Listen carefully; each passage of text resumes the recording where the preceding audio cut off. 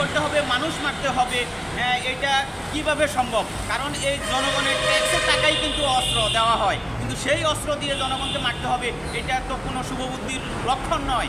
আমি মনে করি যারা এই নাশকতা করেছে কয়েকদিনে, যারা জানমালের ক্ষতি করেছে, দেশের সম্পদ নষ্ট করেছে, তাদেরকে আইনের আওতায় আনা উচিত, এবং যারা নির্বিচারে গুলি করে সাধারণ মানুষকে হত্যা করছে তাদেরকেও চিহ্নিত করে আইনের আওতায় আনার দাবি আমি জানাচ্ছি। আপনারা জানেন গত 1 মাস যাবৎ ছাত্ররা কোটা সংস্কারের দাবিতে আন্দোলন করছে। ছাত্ররা কোনো সরকার পতনের আন্দোলনও করেনি, সরকারের পদত্যাগের দাবিতেও তারা আন্দোলন করেনি। তারা কোটার যৌক্তিক সমাধান চাচ্ছে, কোটার সংস্কার চাচ্ছে। দেশবাসীও ছাত্রদের সাথে একাত্মতা পোষণ করছে, বলছে কোটার একটা যৌক্তিক সমাধান হওয়া দরকার।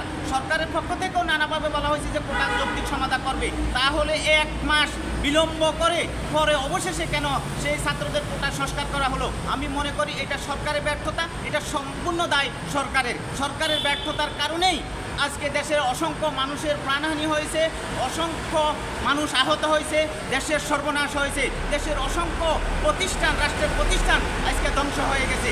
এর সম্পূর্ণ দায় সরকারের, এর সম্পূর্ণ ব্যর্থতা সরকারের। সরকার কোনোভাবে এই দায় এড়াতে পারে না, কারণ কোটা সংস্কারের উপর ভর করে সরকার একটা নোংরা রাজনীতি করতে চাইছিল। আর এই নাশকতাকারীরাও এই কোটা সংস্কারের উপর ভর করে আজকে রাষ্ট্রের একটা সর্বনাশ করে দিয়েছে। তারা রাষ্ট্রের গুরুত্বপূর্ণ ভবনগুলোকে জ্বালিয়ে পুড়িয়ে দিয়েছে, ধ্বংস করে দিয়েছে। আমি এর তীব্র নিন্দা জানাচ্ছি।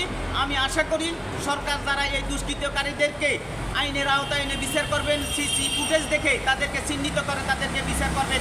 কোনো সাধারণ মানুষকে করা যাবে না, হয়রানি করা যাবে না। আপনারা জানেন যে অসংখ্য মামলা দিয়ে 65 থেকে 70 হাজার মানুষকে মামলা দেওয়া হয়েছে। এখন সাধারণ নিরীহ মানুষকে নানাভাবে হয়রানি করা হচ্ছে।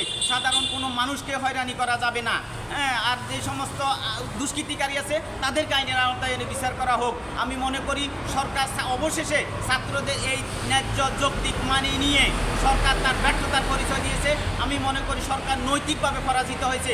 একটা নৈতিক ভিত্তিহীন সরকার ক্ষমতায় থাকার কোনো অধিকার নাই। আমি মনে করি সরকার এই মুহূর্তে পদত্যাগ করা উচিত, কারণ সরকার ব্যর্থ হয়েছে। ব্যর্থ শাসক কোনো দিন কোনো রাষ্ট্রের জন্য শুভ হতে পারে না, তারা কোনো দিন নৈতিকভাবে দেশ পরিচালনা করতে পারে না। তাই সরকার ব্যর্থ, সরকারের পদত্যাগ দাবি করছি, এবং যারা নাশকতা করে রাষ্ট্রের সম্পদ নষ্ট করেছে তাদেরকে আইনের আওতায় এনে দৃষ্টান্তমূলক শাস্তি দাবি জানাচ্ছি, এবং যারা সাধারণ নিরীহ মানুষকে নির্বিচারে গুলি করে হত্যা করছে তাদেরকে চিহ্নিত করে আইনের আওতায় আনারও আমি দাবি জানাচ্ছি।